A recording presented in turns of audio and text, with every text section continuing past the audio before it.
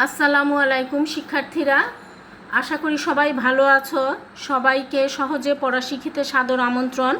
আজকে আমরা সপ্তম শ্রেণীর বাংলা প্রথম পত্র আনন্দ পাঠ বই থেকে লেখক হ্যান্স ক্রিশ্চিয়ান আন্ডারসেন রচিত কোকিল গল্পটি পড়ব। অত্যন্ত সুন্দর, চমৎকার, মনোমুগ্ধকর এবং শিক্ষণীয় একটি গল্প কোকিল।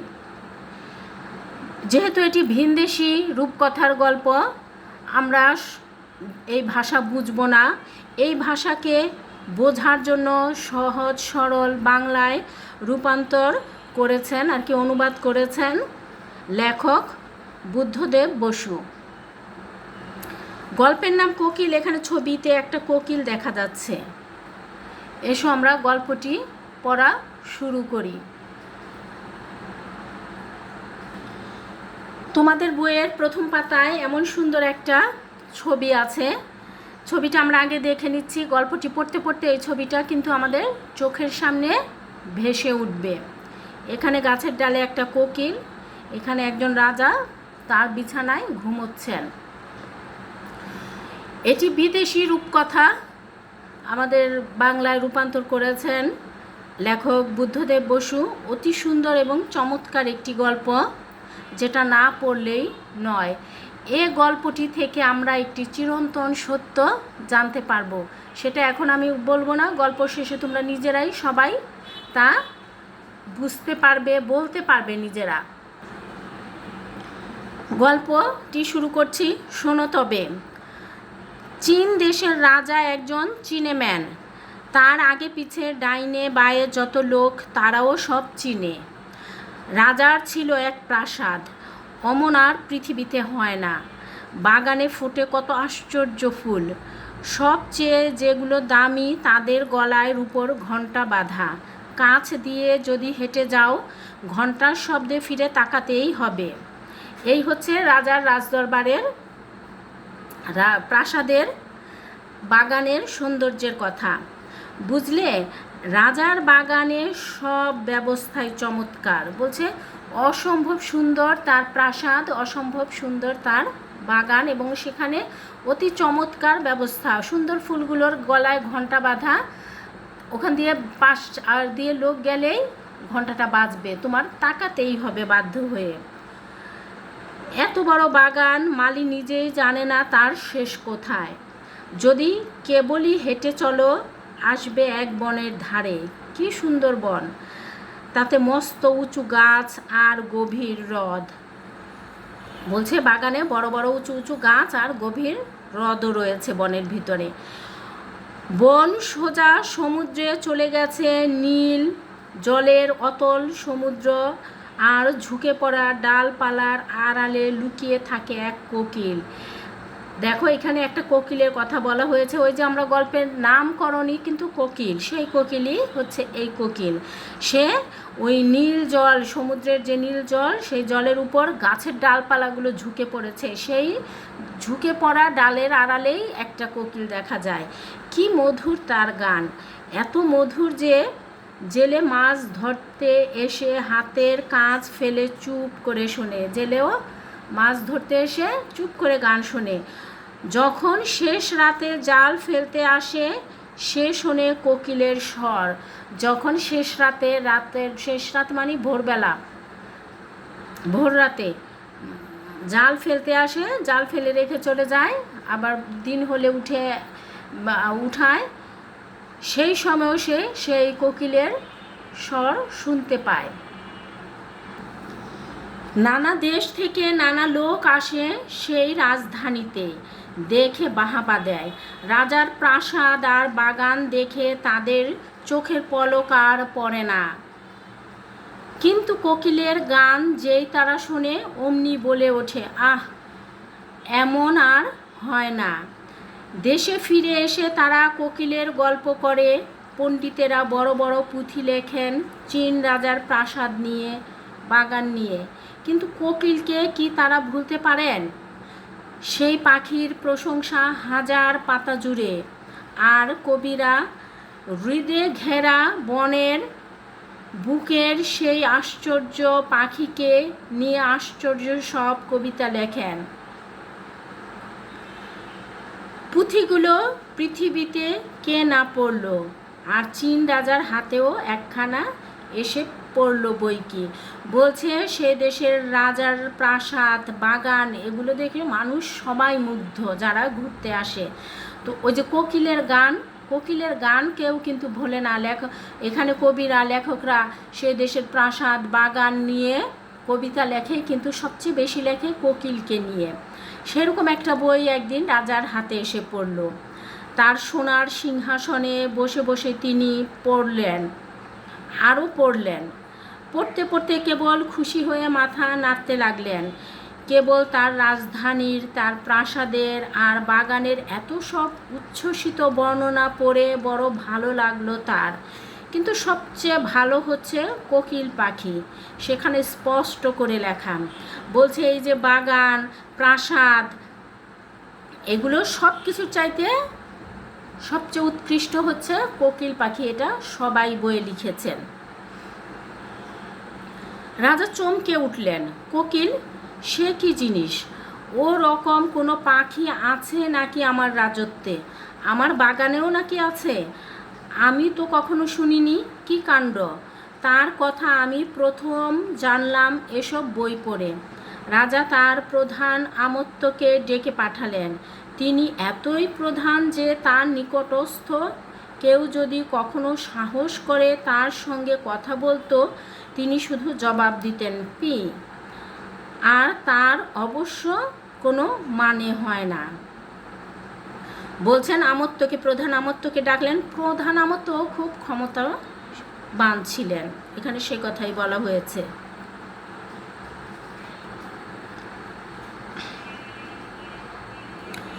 কোকিল বলে এক আশ্চর্য পাখি নাকি এখানে আছে? রাজা বললেন। এরা বলছেন আমার এত বড় রাজত্বে সেটাই শ্রেষ্ঠ জিনিস। কই, আমি তো তার কথা কখনো শুনিনি। প্রধান আমত্ত একটু ভেবে বললেন, রাজসভায় সে তো কখনো উপস্থিত হয়নি, তার তো নামই শুনিনি মহারাজ। রাজা বললেন, আজ সন্ধ্যায় সে আমার সভায় এসে গান করবে, এই আমার আদেশ। যদি সে না আসে তাহলে আজ সন্ধ্যা ভোজের পর আমার সমস্ত সভাসদ হাতির নিচে পড়ে মরবে। রাজা বললেন সন্ধ্যায় কোকিলকে হাজির করতে দরবারে, যদি না আসে সমস্ত সভাসদকে হাতির পায়ের নিচে রাজা ফেলে দিবেন। চুম্পি, প্রধান আমত্ত বলে উঠলেন।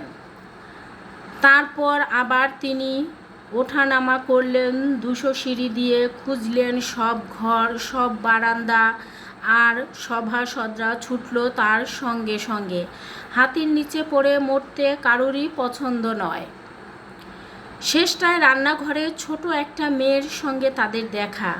রাজার 500 রাঁধুনির জন্য 500 ঝি, মানে রান্না করে 500 জন এবং আরও 500 জন তাদের সাহায্য করে। সেই ঝিয়ের মধ্যে সবচেয়ে ছোট সে বলল, কোকিল, আমি তো রোজই শুনি তার গান, আহা সত্যি বড় ভালো গায়। এই মেয়েটার রাজার রান্নাঘরে 500 রাঁধুনির সাথে 500 ঝি সাহায্যকারী ছিল। তার মধ্যে সবচেয়ে ছোট ছিল যেই মেয়েটা, সে কোকিলের সম্বন্ধে বলতে পারল। প্রধান আমত্ত গভীর মুখে বললেন, আজ সন্ধ্যায় কোকিলের রাজসভায় আসবার কথা। তুমি পারবে আমাদের তার কাছে নিয়ে যেতে? যদি পারো এক্ষুনি তোমাকে রাঁধুনি করে দেব। তাছাড়া মহারাজ যখন ভোজে বসবেন তুমি দরজার ধারে দাঁড়িয়ে দেখবার অনুমতি পাবে। মেয়েটাকে লোভ দেখালো যে তাহলে তোমাকে রাঁধুনি বানিয়ে দিব। এছাড়া রাজা যখন খেতে বসেন তখন দরজার আড়ালে তুমি দাঁড়িয়ে দেখতে পারবে তা। তখন তারা সবাই মিলে গেল সেই বনে। কোকিল যেখানে গান গায় গেল মন্ত্রী, সেনাপতি, উজির, নাজির, হাকিম, পেশকার। ওই তো, মেয়েটি বলল। শুনুন আপনারা, শুনুন, ওই তো সে বসে আছে। মেয়েটি একটা গাছের ঘন ডালের দিকে আঙুল তুলে দেখালো।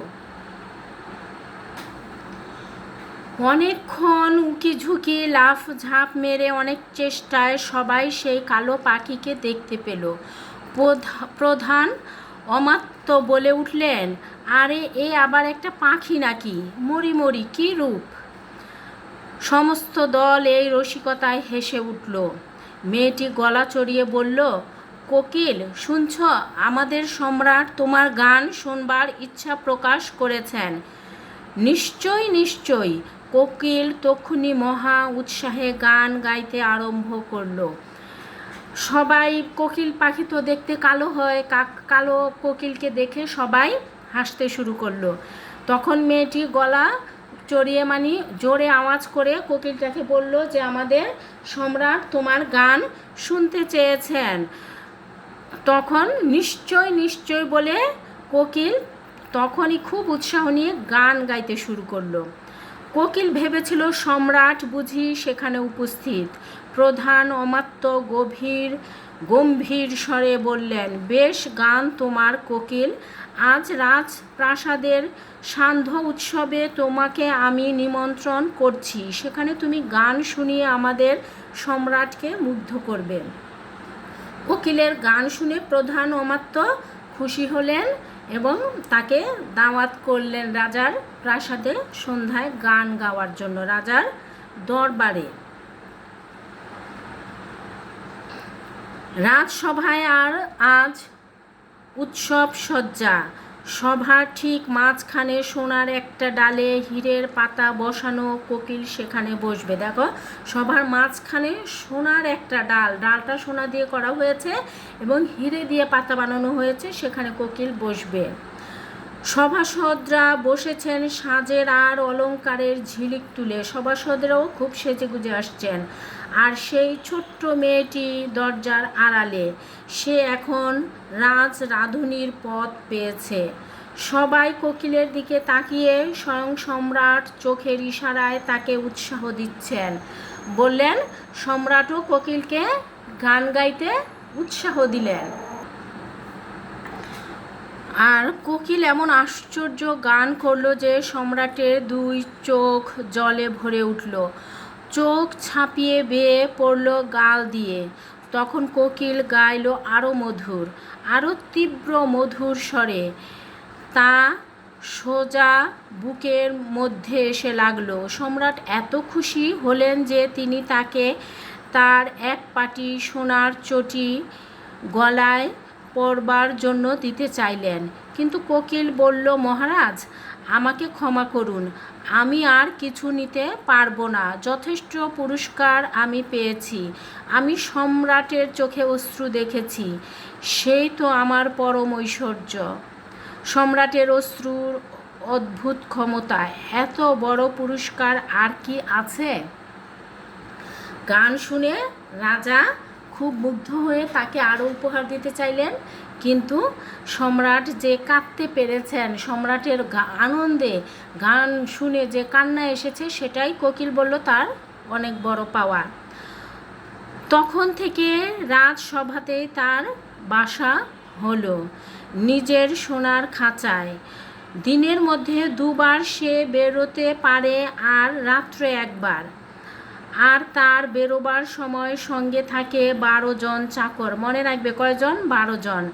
তাদের প্রত্যেকের হাতে পাখির পায়ের সঙ্গে বাঁধা রেশমি সুতো শক্ত করে ধরা। এরকম বেড়ানোয় কোনো সুখ নেই সত্যি বলতে। এই যে পাখি, রাজার গানে মুগ্ধ হয়ে রাজা পাখিকে রাজদরবারে ঠাঁই দিলেন সোনার খাঁচায়। দিনে দুবার এবং রাতে একবার তাকে ঘুরতে দিতে রাজা দেয় এবং সেই সাথে 12 জন প্রহরী দেয়। তাদের ওই পাখির পায়ের সাথে তাদের হাতে রেশমের মিহি সুতা বাঁধা থাকে। তো পাখি বলল যে এভাবে ঘুরে তাই সে কোনো আনন্দই পায় না। একদিন রাজার নামে এলো মস্ত একটা পার্সেল। তার গায়ে বড় বড় অক্ষরে লেখা কোকিল। এই বিখ্যাত পাখি সম্বন্ধে নতুন একটা বই এলো। রাজা বললেন, কিন্তু বই তো নয়, বাক্সের মধ্যে ছোট একটা জিনিস, চমৎকার কাজ করা একটা কলের কোকিল, মণি মুক্ত হিরে জহরতে ঝলমলে, সত্যিকারের পাখির মতো তার গান। কলের পাখিটায় দম দিয়েছে কি সে অবিকল কোকিলের মতো গাইতে শুরু করবে, আর সঙ্গে সঙ্গে দুলবে, আর তার সোনা রূপোর কাজ করা লেজ, গলায় তার ছোট ফিতে বাঁধা, তাতে লেখা, জাপানের মহামহিমান্বিত সম্রাটের কোকিলের তুলনায় চীন সম্রাটের কোকিল কিছুই নয়। একদিন রাজার নামে একটা পার্সেল এলো। পার্সেলে রাজা ভাবলেন সেখানে বই, কিন্তু না, বই না, সেখানে ছিল একটা কলের কোকিল, হীরা মুক্ত জহরতে তার সর্বাঙ্গ ঝলমলে ছিল। সে গান গাইতো আর লেজ ঝলমলে লেজ নাড়ত, এবং সেখানে লেখা ছিল যে সেটা জাপান থেকে আসছে, যে তার কাছে এই জাপানের যে কোকিল, তার কাছে সেই যে চীনের যে কোকিল ছিল, প্রাকৃতিক কোকিল, প্রকৃতির কোকিল, সেটা যেন কিছুই না।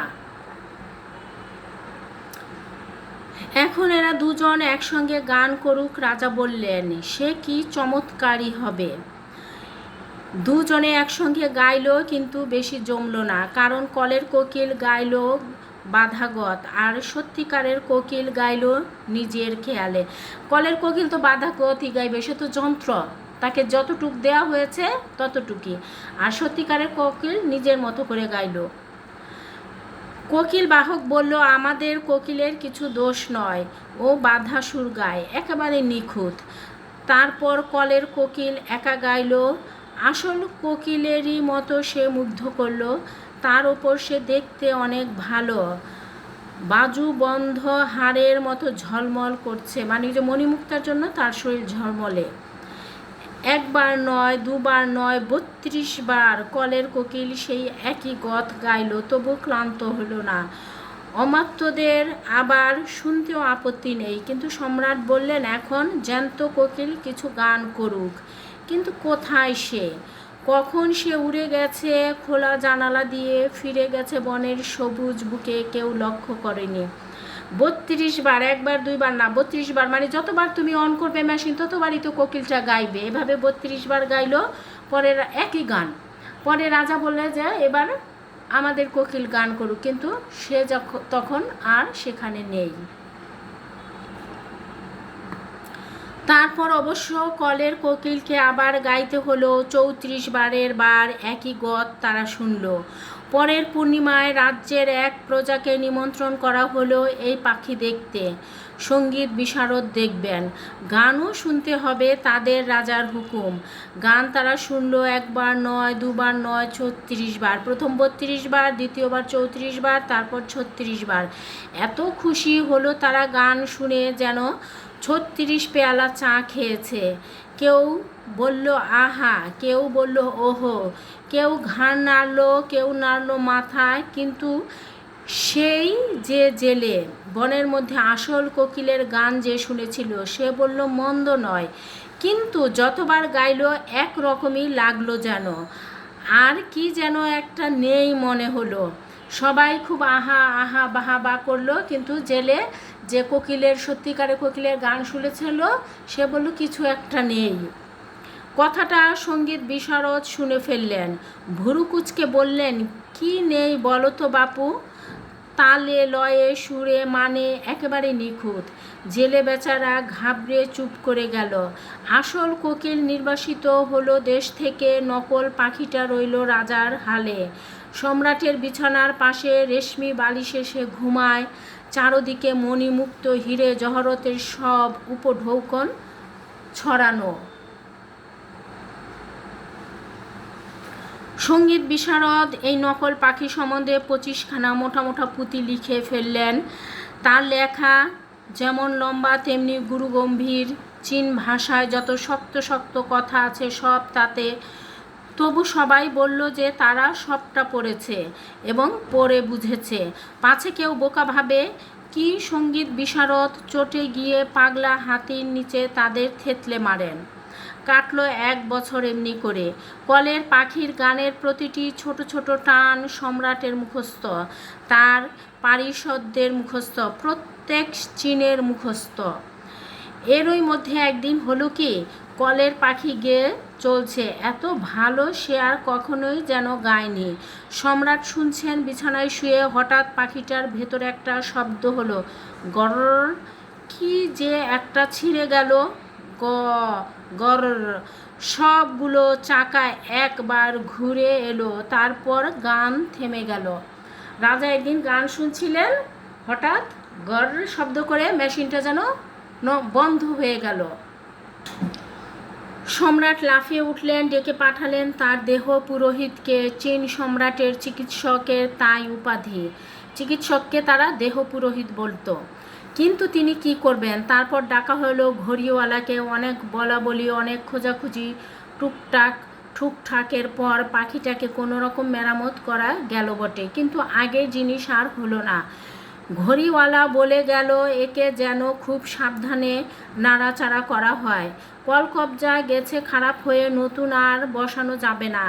এরপর থেকে বছরে একবারের বেশি একে গাওয়ানো যাবে না, আর তাও না গাওয়ালেই ভালো। রাজ্যে হাহাকার পড়ে গেল। কলের পাখিটা যন্ত্রপাতি নষ্ট হয়ে গেল, নতুন যন্ত্রপাতি আর লাগানো গেল না। তাকে বছরে একবার গাওয়াতে বলল ঘড়িওয়ালা, আর না গাওয়ালে আরও ভালো, এরকম বলল। 5 বছর কেটে গেল এভাবে। এবার রাজ্যে সত্যিকারের হাহাকার, পাখি আর গান গাইতে পারে না।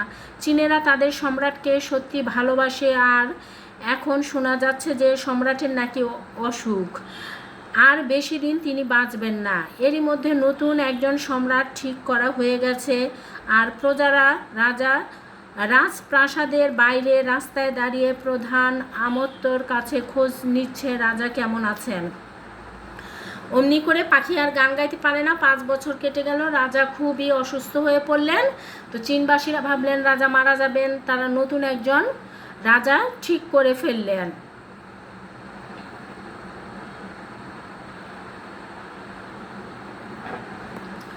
প্রধান অমাত্য বলছে পি, আর মাথা নাড়ছেন। মস্ত জমকালো বিছানায় সম্রাট শুয়ে আছেন, শরীর তার ঠান্ডা, মুখ তার ম্লান।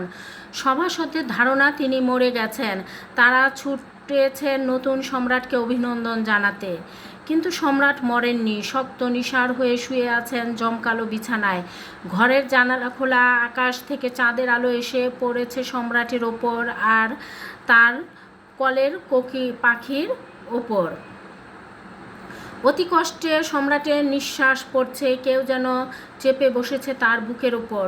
চোখ মেলে তিনি তাকালেন, দেখলেন তার বুকের ওপর মৃত্যু বসে। তার মাথায় তারই সোনার মুকুট, এক হাতে তারই তলোয়ার, অন্য হাতে তারই ঝকঝকে নিশান। এখন মৃত্যু কিনা তার বুকের ওপর বসে। আর কি, সম্রাটের একেবারে যায় অবস্থায়, এমন অবস্থায় সম্রাট উপনীত হয়েছেন। গান গান সম্রাট বলে উঠলেন, কিন্তু পাখিটা চুপ করে দাঁড়িয়ে রইল। কে দেবে তাকে দম? আর দম না দিলে সে গাইবেই বা কী করে? মেশিনটা সেটাকে চাবি দিলেই না সে গান গাইবে। রাজা গান শুনতে চাইছে আর কি। আর হঠাৎ জানালার দিক থেকে বেজে উঠল গান, আশ্চর্য মধুর গান। সেই ছোট্ট কোকিল, আসল কোকিল, জানালার বাইরে গাছের ডালে বসে সে গাইছে। সে শুনেছিল সম্রাট ভালো নেই, আর তাই সে এসেছে তাকে শান্তি দিতে, আশা দিতে। গিয়ে চলল সে এক মনে, রক্ত উষ্ণ হয়ে ওঠে, জোরে বইল সম্রাটের দুর্বল শরীরে। এমনকি মৃত্যুও কান পেতে শুনল। তারপর বলল,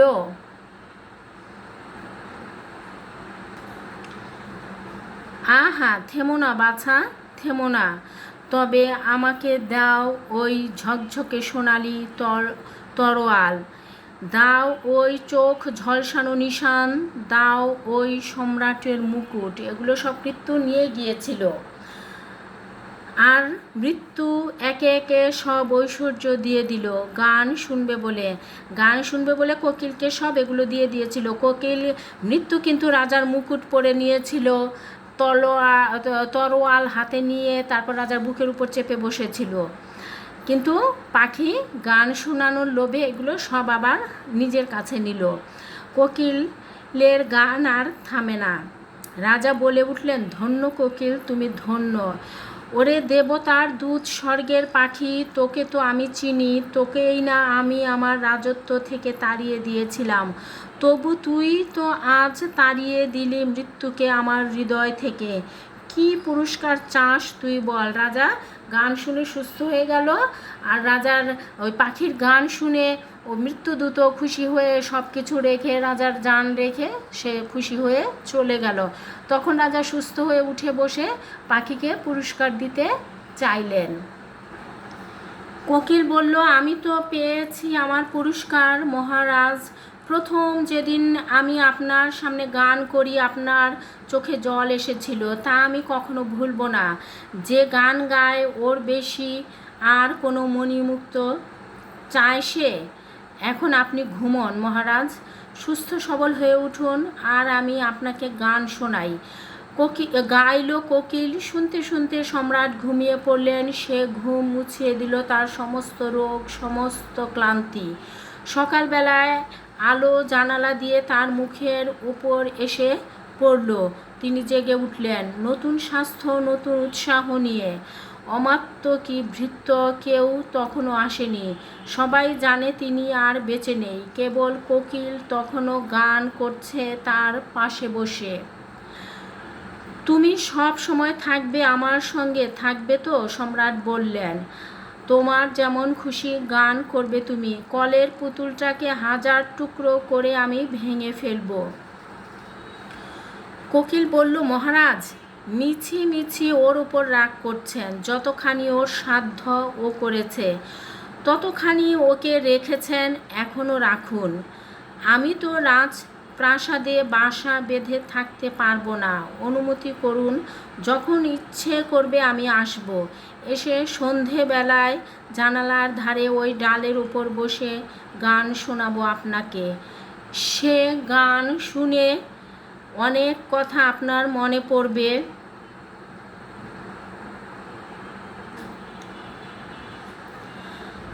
যারা সুখী তাদের গান গাইব, যারা দুঃখী তাদের গান গাইব চারিদিকে লুকোনো ভালো মন্দের গান।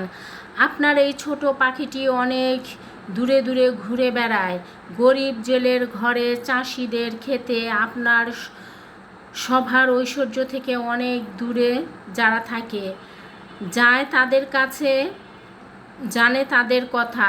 আপনাকে আমি গান শোনাবো এসে। কিন্তু মহারাজ, একটি কথা আমাকে দিতে হবে। যা চাও, যা কিছু চাও তুমি। সম্রাট নিজের হাতেই তার রাজবেশ পরে উঠে দাঁড়ালেন। তার সোনার তরোয়াল চেপে ধরলেন বুকের ওপর। এই মিনতি আমার ছোট একটা পাখি এসে আপনাকে সব কথা বলে যায়, এ কথা কাউকে বলবেন না, তাহলেই সব ভালো রকম চলবে। এলো ভৃত্য, এলো অমাত্য মৃত সম্রাটকে দেখতে। এ কি? ওই তো তিনি দাঁড়িয়ে। সম্রাট তাদের দিকে তাকিয়ে বললেন, এসো। পাখিটা রাতভর গান করে সম্রাটকে ভোর পর্যন্ত গান শুনিয়ে সুস্থ করে তুললেন। তখন পাখিটি রাজাকে বললেন যে, আমাকে আর আপনি রাজপ্রাসাদে রাখতে চাইবেন না। আমি আমার খেয়াল খুশি মতো এসে আপনাকে গান শোনাবো ওই জানালার পাশে যে ডাল আছে সেখানে বসে। কারণ আমি রাজপ্রাসাদ ছেড়ে, পাখিটা আর কি বলছে নিজের কথা, রাজপ্রাসাদ ছেড়ে সে ওই যে জনগণের মাঝে ঘুরে বেড়ায়, দুঃখী কৃষকের ঘরে, তারপর গরিব জেলের ঘরে, এই সব রাজ্যের সকল যেখানে যারা অভাব অনটনে আছে তাদের মাঝে সে ঘুরে ঘুরে বেড়ায়। তখন পাখিটি বললেন যে, আমি আপনাকে সকল খবর, রাজ্যের সকল খবর দিব, কিন্তু আপনি কিন্তু কাউকে এই কথা বলতে পারবেন না যে আমি আপনাকে রাজ্যের সকল খবর দেই।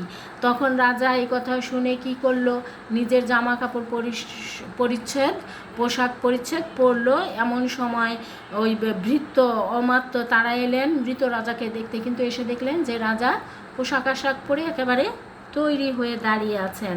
তখন রাজা তাদের সম্বোধন করে বলল যে, এসো তোমরা। ভিতরে আসতে বললেন। এই হলো আমাদের গল্পটা অতি চমৎকার। ক্লাসটা খুব বড় হয়ে গেল। এই গল্পের মূল ভাবটাও কিন্তু খুব সুন্দর। আমি আগামী ক্লাসে পড়াবো। তোমরা এই গল্পের প্রশ্নের উত্তর সবাই পরীক্ষায় লিখবে, কারণ গল্প তো আমরা শুনে শুনে অভ্যস্ত, একবার শুনলে গল্প আমাদের মনে থাকে। সেই রকম করে তোমরা মনে রেখে এই গল্প পড়বে এবং এর থেকে যেভাবেই তোমরা নিজেদের মতো করে মন মতো করে গুছিয়ে উত্তর লিখো সেভাবেই কিন্তু সঠিক হবে এবং ভালো নম্বরও পরীক্ষায় পাওয়া যাবে। সহপাঠ থেকে প্রশ্ন কেউ ছাড়বে না, সহপাঠগুলো ভালো করে পড়বে এবং এর থেকে ভালো নম্বর পরীক্ষায় আসে। সবাই সহজে পড়া শিক্ষিকে সাবস্ক্রাইব করো, বন্ধুদের মাঝে শেয়ার করো, লাইক দিও। ধন্যবাদ সবাইকে। আজকের মতো শেষ করছি এখানে। আসসালামু আলাইকুম।